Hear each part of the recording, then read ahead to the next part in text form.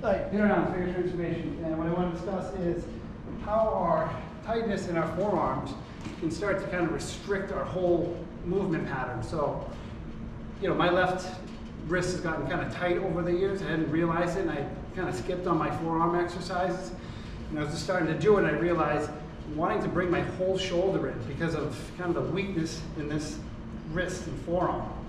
So what I want to start to do is kind of promote my healthy fascia movement again through here. And then what I might do later is some percussion therapy in and around this area to get better movement. Now, there's a bigger function to this in terms of, again, my tricep gets tight, my bicep gets tight, then my forearm. So I got to loosen all this up. That's why I was doing an arm routine today. And I'm working in my forearm exercises at the end here. Now, so my right's much better than my left, much easier to glide. And most likely, again, if you're right-handed, you're going to notice the same thing. We tend to be, very dominant on one side, much weaker on the other.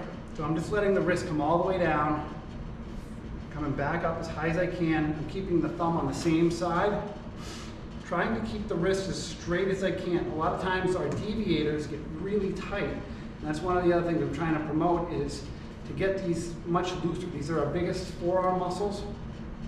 And all too often they're becoming extremely tight.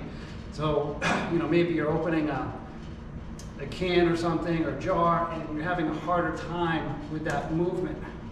So it's because we overuse these muscles and we don't tend to stretch them enough, plus the tricep comes into here.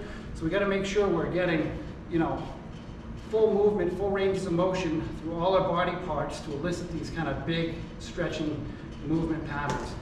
So hopefully this was helpful. If you're not doing some kind of wrist or forearm exercise, I recommend starting to add it into your routine. Thank you.